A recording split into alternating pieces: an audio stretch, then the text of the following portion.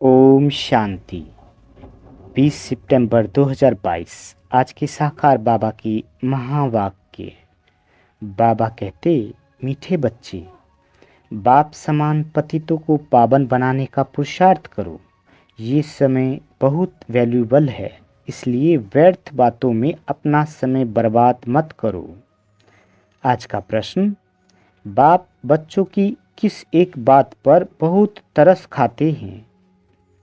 उत्तर, कई बच्चे आपस में झरमुई झरमुई कर अपना समय बहुत गवाते हैं। घूमने फिरने जाते हैं तो बाप को याद करने के बजाय व्यर्थ चिंतन करते हैं। बाप को उन बच्चों पर बहुत तरस पड़ता है। बाबा कहते, मीठे बच्चे, अब अपनी जीवन सुधार लो, व्यर्थ समय नहीं गवाओ। तमो प्रधान से सतो प्रधान बनने के लिए सच्ची दिल से बाप को युक्ति युक्त याद करो, लाचारी याद नहीं करो। भगवान वाच, बच्चे भी समझते होंगे जरूर कि भगवान हमको पढ़ा रहे हैं।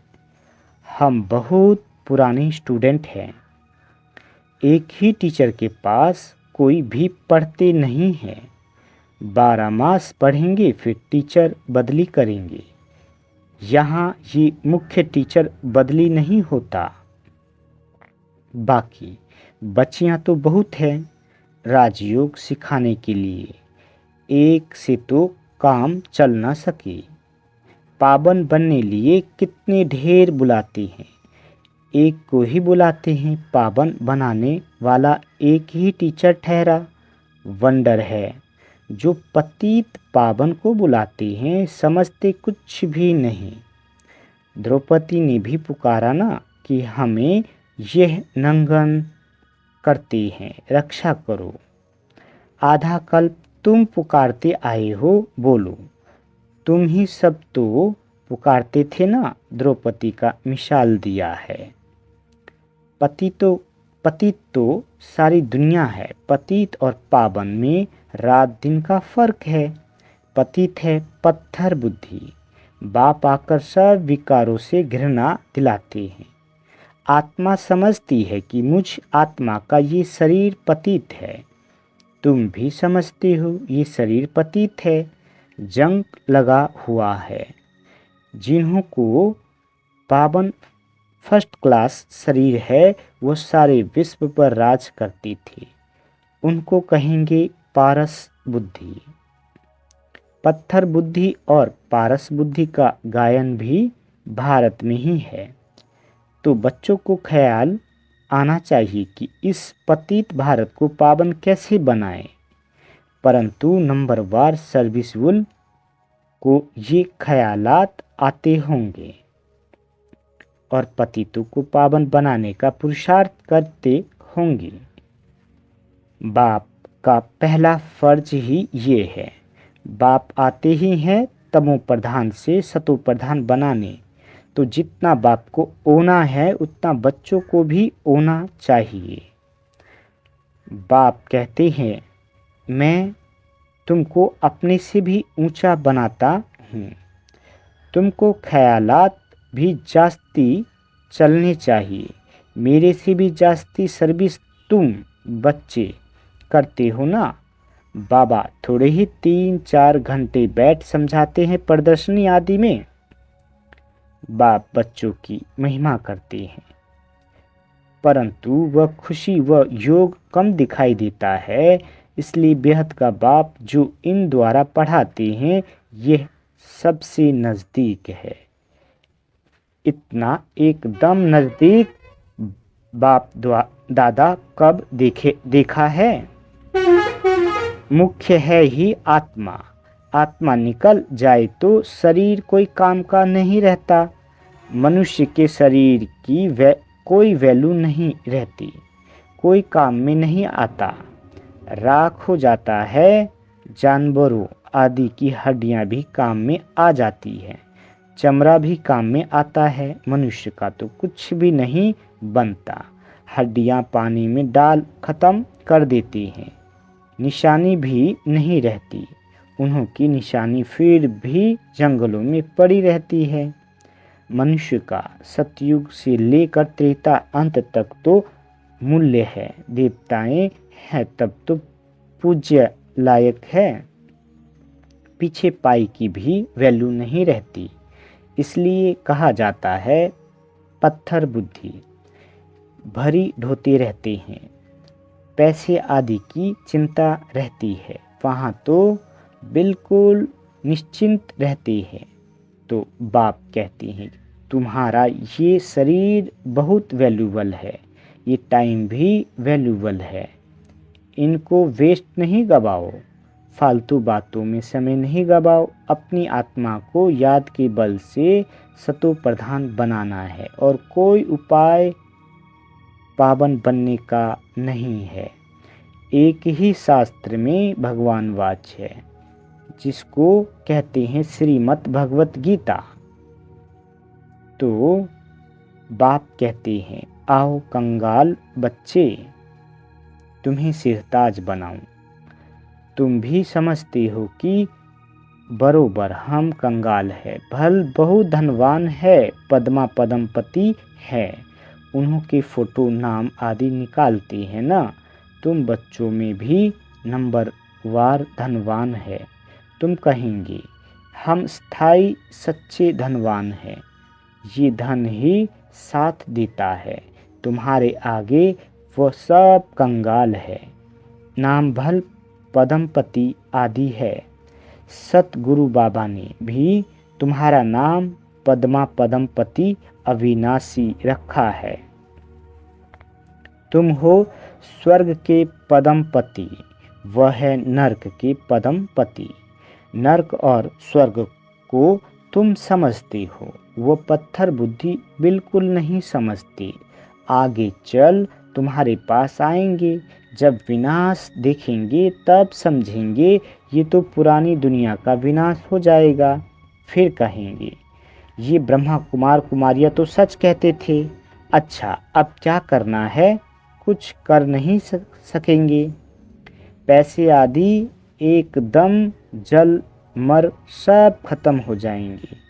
बॉम्ब आदि गिरते हैं तो मकान जायदाद आदि सब खत्म हो जाता है, शरीर भी खत्म हो जाते हैं। ये तुम देखेंगे बड़ा भयानक सीन आने वाला है। उस समय ज्ञान में आ नहीं सकेंगे। अब ये भगवान बैठ समझाते हैं। बच्चे जानते हैं हम आए हैं भगवान से पढ़ने। तुम कितने तकदीरवान हो ये भी सबको निश्चय नहीं है। निश्चय हो तो भगवान से क्यों नहीं पढ़े? रात दिन बत्तियां जगाकर मर झुर कर भोजन ना खाकर भी एकदम पढ़ने को लग पड़े। वाह, ये तो 21 जन्मों की कमाई है। बहुत अच्छी रीति पढ़ने को लग जाए। पढ़ाई भी क्या है, मुख्य है ही बाप को याद करना। बाबा को बहुत तरस आता है। बाबा जानते हैं बच्चे घूमने फिरने जाते हैं, एक भी बाप की याद में नहीं रहते, झरमुई झरमुई बहुत करते हैं। बच्चों को बहुत ओना रहना चाहिए, बस टाइम बहुत थोड़ा है। भारत कितना बड़ा है, बहुत सर्विस है, पहले अपनी जीवन तो सुधार ले। बाबा बहुत बार कहते हैं बच्चे झरमुई झरमुई मत करो, कई बातें छोड़ दो, ये बातें छोड़ दो, अपना जीवन सुधारो। सबको आपस में लड़ मरना है। ड्रामा की भाभी ऐसी है। तमो प्रधान से सतो प्रधान बनने में टाइम तो लगता है ना। अपनी दिल से पूछना है कि हम कितना समय याद करते हैं। सच्ची दिल से बहुत प्यार से युक्ति युक्त याद कोई 5 मिनट भी मुश्किल करते हैं। बहुत लव से याद किया जाता है, बगैर लव कभी किसी को याद करते हैं क्या? बहुत है जो लाचारी हालत में याद करते हैं, लव से याद करना आता ही नहीं। सच्ची दिल पर साहिब राजी देखो।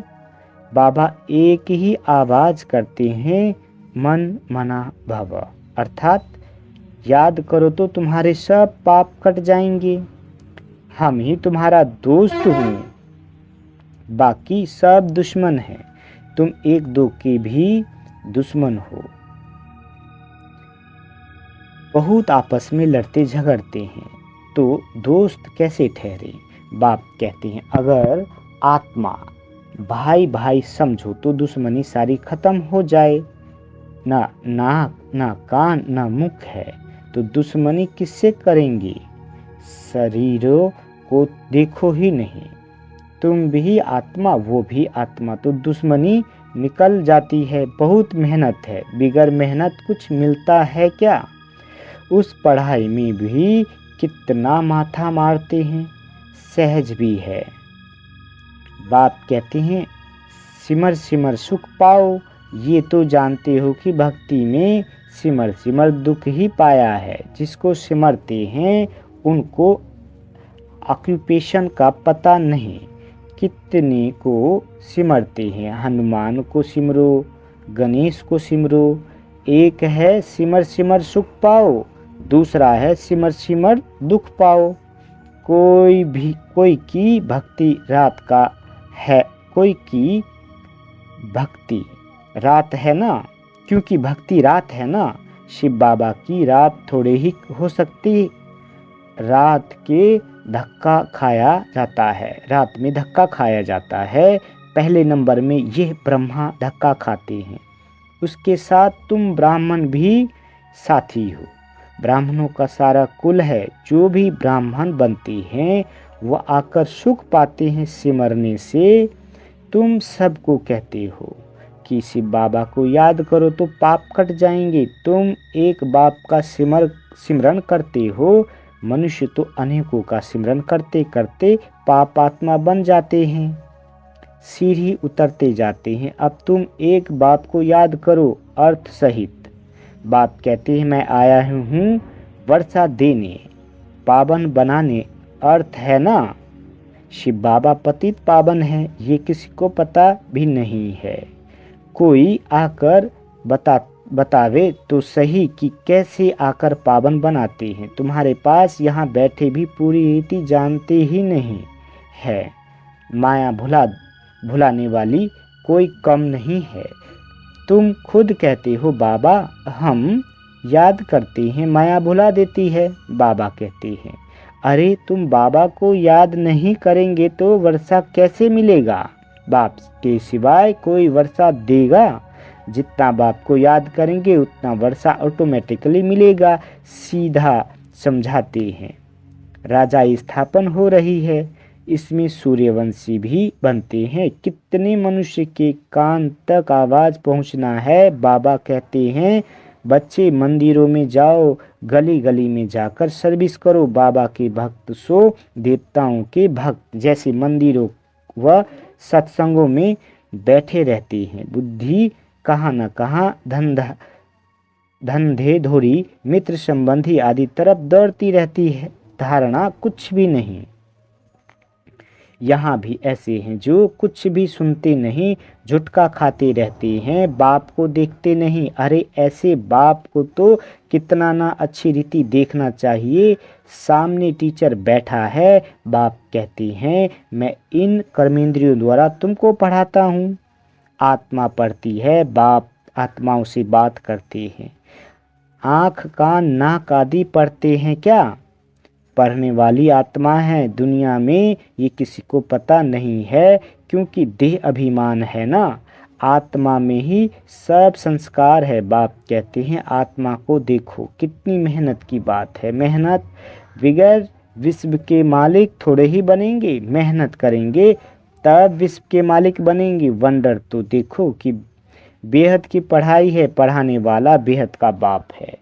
राजा से रंक तक यहाँ ही बनते हैं। इस पढ़ाई से जितना जो पढ़ते और पढ़ाते हैं उतना ऊंच पद पाते हैं। बाप आते ही हैं पढ़ाने, पतित से पावन बनाने। बाप को देखते ही नहीं तो क्या समझना चाहिए? पाई पैसे का पद नौकर चाकर जाए बनेंगे। नौकर चाकर जैसे राजा के पास होते वैसे प्रजा के पास कहेंगे तो दोनों ही नौकर पिछाड़ी में करके थोड़ा लिफ्ट मिलती है। मोचरा खाकर मानी रोटी टुकड़ा मिल जाएगा। तो पुरुषार्थ बहुत अच्छा होना चाहिए। बाप से बहुत प्यार से सुनना चाहिए, फिर रिपीट करना चाहिए। स्कूल में पढ़ते हैं, फिर घर में भी जाकर स्कूल के काम करते हैं। ऐसे नहीं कि सिर्फ घूमते फिरते हैं। पढ़ाई का ओना रहता है। यहाँ तो कई है जो कुछ भी नहीं समझते, बिल्कुल जैसे पुराने पत्थर बुद्धि हैं। बाबा का बनकर अगर फिर करी भूले करते हैं तो 100 गुना दंड मिल जाता है। तो बाप समझाते हैं, मीठे मीठे बच्चे टाइम वेस्ट मत करो, बहुत भारी मंजिल है। कल्प कल्प तुम्हारा ऐसा ही पद बन जाएगा। यहाँ तुम आए हो नर से नारायण बनने, नौकर चाकर बनने थोड़े ही आए हो। पिछाड़ी में सबको एक्यूरेट साक्षात्कार होता होगा कि हम ये बनने वाले हैं। बुद्धि भी कहती है जो किसका कल्याण ही नहीं करेंगे वह क्या पद पाएंगे। कोई तो रात दिन बहुत सर्विस करते रहते हैं। प्रदर्शनी मेले में बहुत सर्विस होती है। बाबा कहते हैं ऐसी अच्छी अच्छी चीज़ें म्यूजियम में बनाओ जो मनुष्य की दिल उठे देखने की। समझेंगे कि यहाँ तो जैसे स्वर्ग लगा पड़ा है। सेंटर को स्वर्ग थोड़े ही कहेंगे। दिन प्रतिदिन नई बातें होती रहती है, चित्र बनते रहते हैं, विचार सागर मंथन होता रहता है ना। समझाने के लिए ही चित्र आदि होते हैं। बाबा अभी मनुष्य को दैवी गुणों वाला बनाते हैं तो आत्मा भी नई, शरीर भी नया मिलता है। यहाँ बाबा कहते नया माना नया, नए कपड़े बदल फिर पुराने थोड़े ही पहनेंगे। भगवान आएगा तो जरूर कमाल करके दिखाएंगे ना। भगवान है ही स्वर्ग की स्थापना करने वाला। अच्छा, मीठे मीठे सिकेले दे बच्चों प्रति माता पिता बाप दादा का याद प्यार और गुड मॉर्निंग। रूहानी बाप की रूहानी बच्चों को नमस्ते। हम रूहानी बच्चों की रूहानी माता पिता बाप दादा को याद प्यार गुड मॉर्निंग और नमस्ते मीठे बाबा नमस्ते। धारणा के लिए मुख्य सार। पहला पॉइंट, बाप जो सुनाते हैं उसे बहुत प्यार से आत्माभिमानी होकर सुनना है। सामने बैठकर बाप को देखते रहना है, झुटका नहीं खाना है। पढ़ाई में बहुत रुचि रखनी है। भोजन त्याग कर भी पढ़ाई जरूर करनी है। दूसरा, एक बाप को सच्चा दोस्त बनाना है। आपस में दुश्मनी समाप्त करने के लिए मैं आत्मा भाई भाई हूँ ये अभ्यास करना है। शरीर को देखते हुए भी नहीं देखना है। बाबा वरदान देते, लाइट स्वरूप की स्मृति द्वारा व्यर्थ के बोझ से हल्का रहने वाले तीव्र पुरुषार्थी भव। बाबा कहते जो अपने निजी लाइट स्वरूप की स्मृति में रहते हैं उनमें व्यर्थ को समर्थ में परिवर्तन करने की शक्ति होती है। वे व्यर्थ समय, व्यर्थ संग, व्यर्थ वातावरण को सहज परिवर्तन कर डबल लाइट रहते हैं। साथ साथ ब्राह्मण परिवार के संबंध में, सेवा के संबंध में भी हल्के रहते हैं। उनका रिश्ता किसी भी पुराने संस्कार व संसार से नहीं रहता। किसी देहधारी व्यक्ति व वस्तु की तरफ उनकी आकर्षण हो नहीं सकती। ऐसे तीव्र पुरुषार्थी बच्चे सहज ही फरिश्तेपन की स्थिति को प्राप्त कर लेते हैं। आज का स्लोगन, बेफिक्र बादशाह बनना है तो तन मन धन को प्रभु समर्पित कर दो। अच्छा, ओम शांति। मीठे बाबा।